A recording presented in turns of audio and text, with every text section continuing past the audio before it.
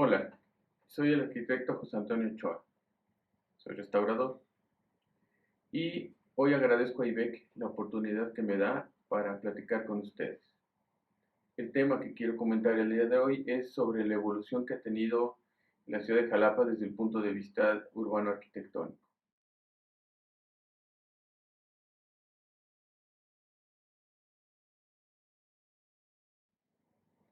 Como la tradición y algunos investigadores dicen, ah, la ciudad de Jalapa se fundó de cuatro barrios originales prehispánicos. Ha habido voces que dicen que este origen de los cuatro barrios no son fidedignos los datos. Sin embargo, desde el punto de vista urbano, eh, pareciera que sí. ¿Por qué? Porque cada ciudad va a tener dentro de su evolución como una huella digital. Va a ser, no hay ni una sola ciudad en el mundo que sea igual a otra o repetida exactamente igual que otra. ¿Por qué? Por cuestiones climáticas, geográficas, geológicas, culturales, etcétera, etcétera. Sin embargo, en el caso de Jalapa, esta cuestión única, si bien cuesta un poco de trabajo verificarlo, sí se puede observar. Sobre todo en el barrio de Jalitic, se puede ver las características de las calles que tiene, que son totalmente distintas a la traza reticular que quisieron poner los españoles a su llegada. También el barrio indígena de Techacapan, donde actualmente es el barrio de San José, si uno observa la planta de la ciudad, un mapa general de la ciudad, se va a dar uno cuenta que el tipo de calles va a ser muy distinto al resto de lo que sería el centro histórico. En el barrio de Tecuanapan o Jayapan, que es donde está el Parque Juárez y la calle de Barragán, también a la hora de observar lo que es el plano de la ciudad, es muy claro ver la diferencia entre ancho de calles, eh, rectitud de las mismas con el resto de lo que se construyó a la llegada de los españoles. Durante el periodo en Jalapa del siglo XVI al siglo XIX, Jalapa realmente creció muy poco. Se considera que los barrios indígenas se mantuvieron como barrios indígenas y que la retícula que se hizo en esta parte de la ciudad ahora, en el centro de la ciudad, era la zona de los españoles. Esta retícula se sobrepuso a estos barrios y generó lo que fue la primera ciudad de Jalapa. La parte más importante de aquel entonces es donde actualmente está el mercado Jauregui, que era la Plaza del Rey. Esta Plaza del Rey también se conocía como la Plaza de las Ferias, era cuando en este periodo de la historia de Jalapa llegaban barcos y se metían a vender productos ultramarinos al interior del territorio, se plantaban ahí en lo que es actualmente el Mercado Jauregui. Eh, la ciudad va a tener una L como un principio generador de su desarrollo, que va a empezar donde actualmente está la iglesia o la Capilla de la Piedad, llega hasta lo que es la plaza principal de la ciudad, que es ahora la Plaza Lerdo, y todo lo que en su momento se llamó Echegaray o Calle de la Amargura, que actualmente es Revolución, de lo que es la catedral a donde era la Cruz de la Misión pasando por el Calvario. Ese era como el principio generador de la ciudad y una vertiente hacia abajo rumbo a Coatepec y Jico. Si bien no tiene que ver con el crecimiento urbano, dentro del tema cultural vale la pena mencionar que en este periodo hubo una relación entre la sociedad jalapeña y la cuestión religiosa de la Sagrada Familia. Todas las iglesias y asentamientos de aquel momento tenían que ver con esta figura. La iglesia, que no era catedral todavía porque no era la capital del estado, ni nada por el estilo, la iglesia de la Inmaculada Concepción estaba dedicada obviamente a la Virgen María. En el convento franciscano, donde ahora es el Parque Juárez, la capilla que había ahí estaba dedicada a la Natividad de María y por otro lado estaba la iglesia de San José.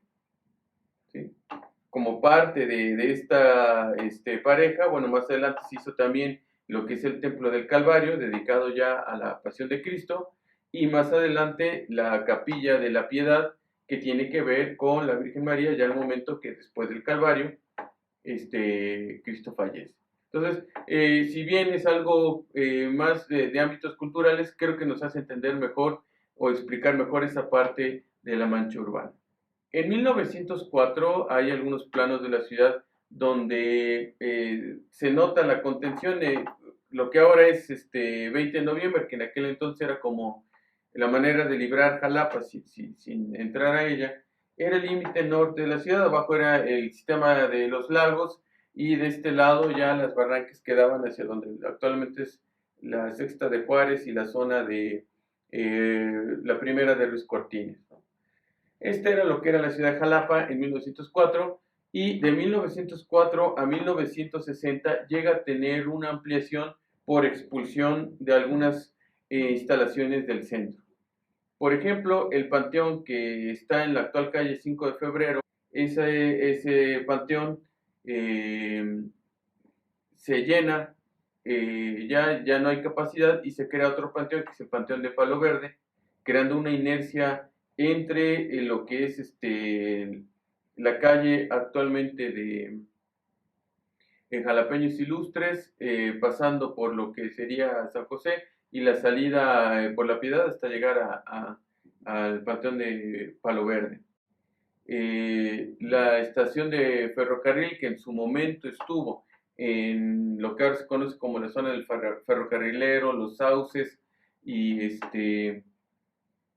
esta parte de la ciudad, del suroeste de la ciudad, se hace una nueva estación de ferrocarril en lo que actualmente, o hasta donde está hoy en día, al final de la calle Miguel Alemán. Esta inercia de cambiar la estación de ferrocarril hacia el final de Miguel Alemán crea una generatriz de desarrollo en lo que sería justamente la avenida Miguel Alemán, lo que es la Colonia de los Maestros, luego la Progreso Macuiltepec. En el caso del Palo Verde también se empezaron a crear la colonia Pumar, por ejemplo.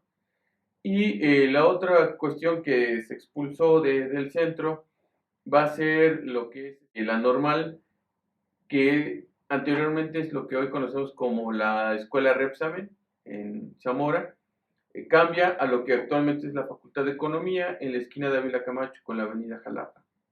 Entonces, estos elementos empezaron a expandir la ciudad.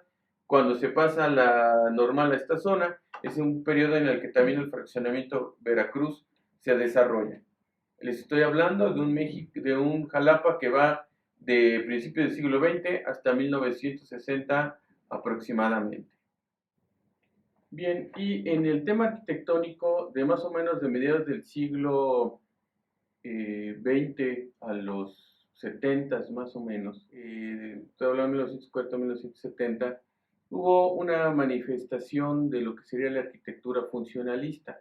Esta que a nivel internacional promulgaron Mies van der Rohe, Le Corbusier y otros grandes de la arquitectura funcionalista y luego internacional. En Jalapa sí hubo algunos reflejos de ello.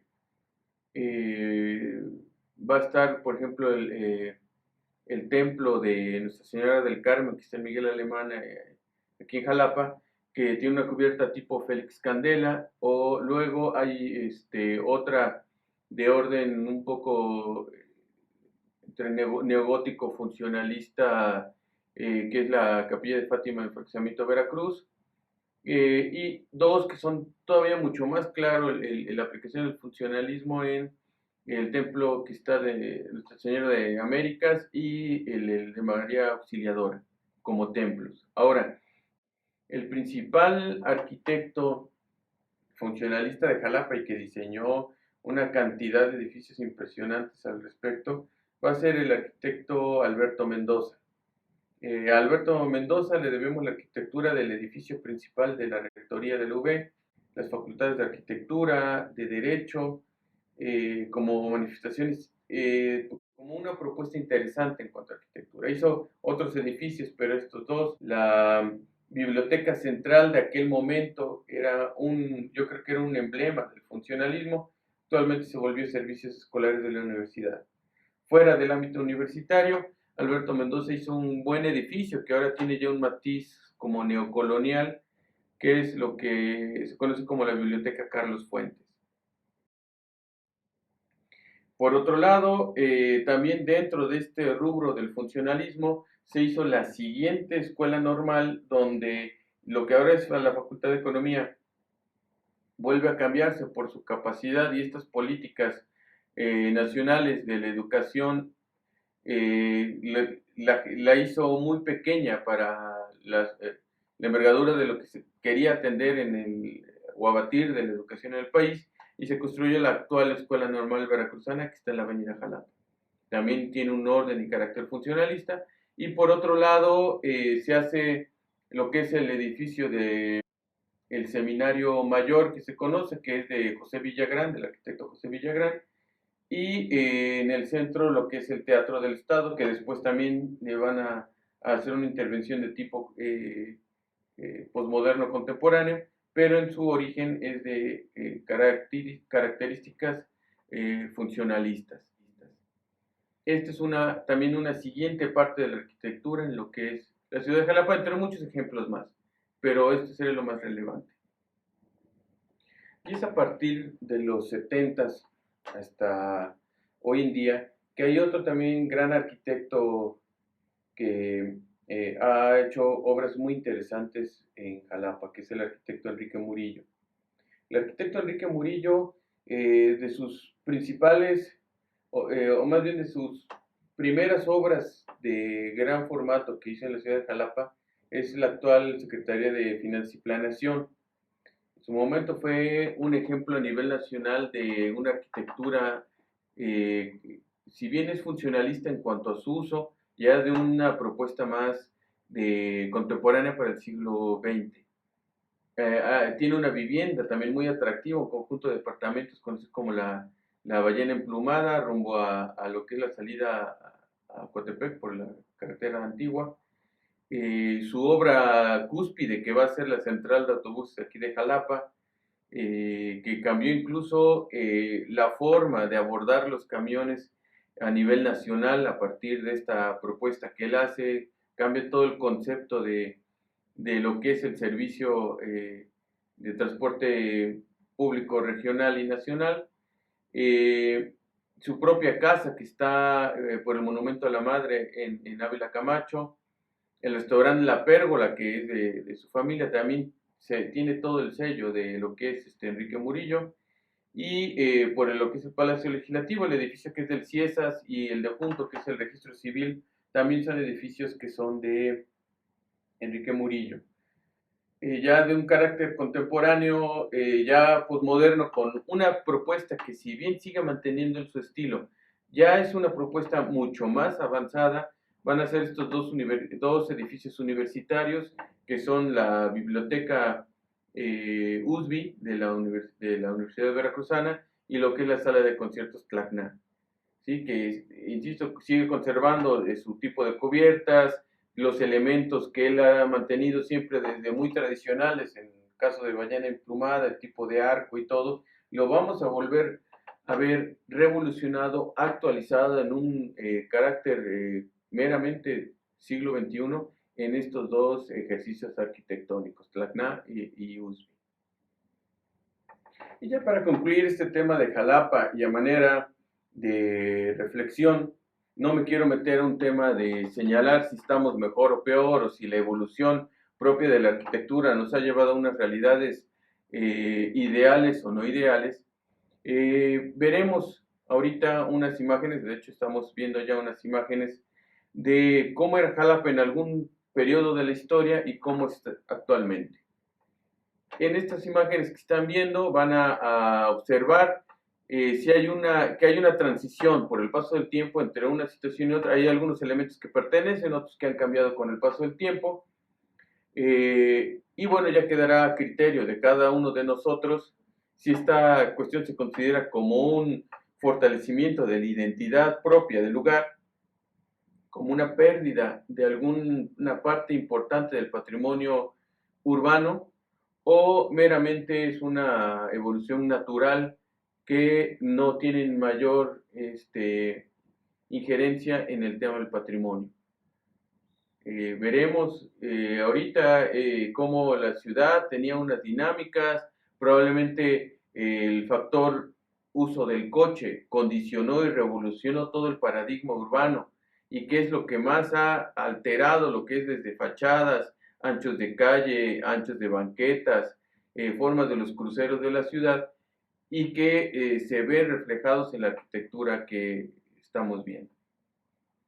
Entonces, con esto llego hasta aquí en cuanto a los temas y, y puntos que he querido compartir con ustedes gracias a lo que es IBEC, el Instituto Veracruzano de Cultura, la arquitecta Silvia Alejandre, que ha estado muy pendiente de que pueda yo compartir una muy buena información relacionada con Veracruz y con lo que puede ser nuestro patrimonio cultural edificado. Y bueno, pues espero que haya sido también de agrado de ustedes, que puedan compartir estas pláticas con gente que pueda ser de interés estos temas. Dejo mis datos de contacto en IBEC, aquí seguramente lo estarán observando. También toda la información que he presentado a través de las cápsulas anteriores y la actual están a su servicio para que las puedan ustedes ver probablemente con más calma. Muchas gracias, soy el arquitecto José Antonio Ochoa, soy restaurador.